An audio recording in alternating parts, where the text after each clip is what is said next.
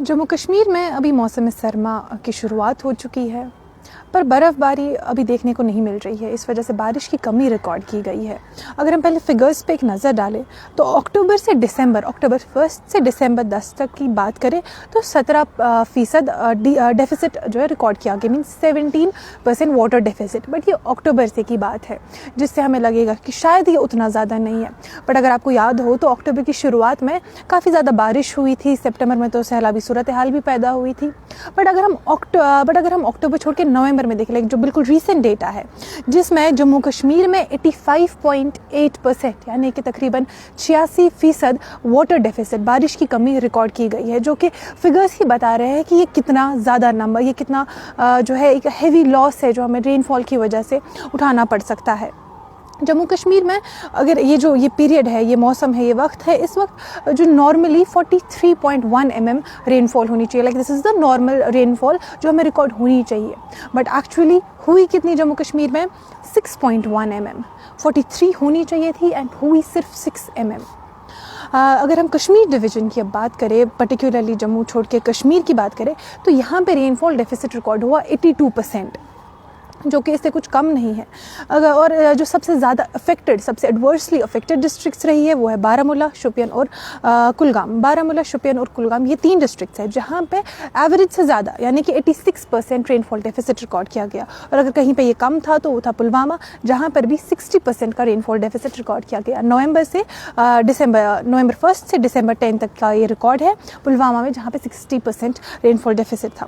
और जम्मू का हाल कश्मीर से भी ख़राब है, जहाँ पे सितंबर में हमने देखा कि सैलाब में भी जम्मू को ज़्यादा इफ़ेक्ट हुआ। जो सैलाबी सूरत हाल हुए तो उस टाइम पे जम्मू ही ज़्यादा अफेक्टेड था। इनफैक्ट तब जम्मू में एक्सेसिव प्रेसिपिटेशन हुई, जो वहाँ का नॉर्मल है उससे ज़्यादा रेनफॉल रिकॉर्ड हुई। बट अगर अब हम नवंबर, एक महीना बाद की बात करेंगे, नवंबर 1 से दिसंबर 9 तक, वहाँ पे फिर से जम्मू में 82% का रेनफॉल डेफिसिट हुआ। यानी एक महीने में ही इतना ये जो शिफ्ट हुआ, जहाँ अक्टूबर में वहाँ पे एक्सेसिव प्रेसिपिटेशन हुई, नवंबर में 82% का रेनफॉल डेफिसिट देखा।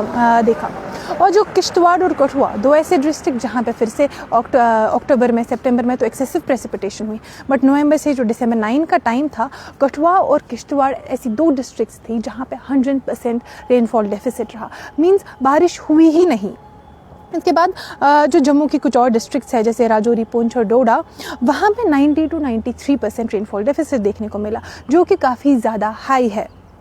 देखिए, इस वजह से जो रेनफॉल अभी का मौसम है, बारिश होनी चाहिए थी पर बारिश हो नहीं रही। इससे वाटर लेवल्स में काफ़ी ज़्यादा इम्पैक्ट होगा। जैसे कि आप जहलम देख रहे हैं, इसका हमें ये बहुत एविडेंट है कि वाटर लेवल काफ़ी ज़्यादा नीचे आ गया है।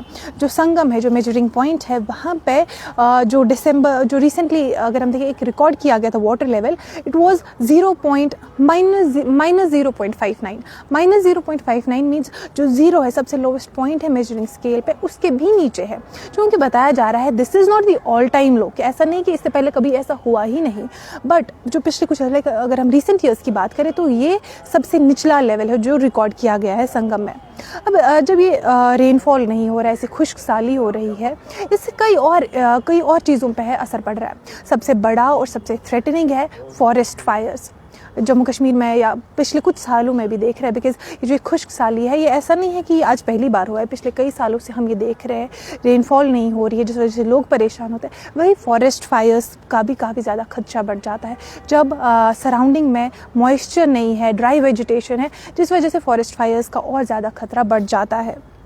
इसके साथ साथ फॉरेस्ट फायर एक normal life, day to day life में भी काफ़ी ज़्यादा इम्पैक्ट है, क्योंकि कई ऐसे इलाके हैं जिनका डायरेक्ट डिपेंडेंस जो है स्प्रिंग वाटर्स पे है। जब वाटर लेवल्स दरियाओं नालों में कम हो गया तो चश्मे भी, सीधी सी बात है, चश्मों पर भी इफेक्ट पड़ रहा है। कई ऐसे चश्मे हैं स्पेसिफिकली साउथ कश्मीर में जहाँ पे जो चश्मे हैं वो सूख गए। हमने पिछले साल भी कई वीडियोस देखे, इस साल भी वो खबरें सामने आ रही है कि कई चश्मों में पानी बिल्कुल सूख गया है।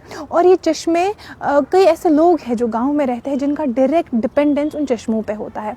ये चाहे रेनफॉल, जो ये रिवर्स है, बाकी ऐसी वाटर बॉडीज़ है, इनसे जो ड्रिंकिंग लेवल है, उस जो ड्रिंकिंग वाटर है उस पर भी काफ़ी ज़्यादा इम्पैक्ट पड़ता है। और अभी अगर हम देखें तो दिसंबर 19 से बताया जा रहा है कि कोई ऐसी मेजर एक्टिविटी नहीं देखने को मिलेगी। 13 से 15 बताया जा रहा है कि नॉर्थ कश्मीर और सेंट्रल कश्मीर के जो हायर रीच है वहाँ पे बिल्कुल हल्की बर्फ़बारिश हम देख सकते हैं। उसके बाद फिर से बताया जा रहा है कि क्लाउडी मौसम रहेगा।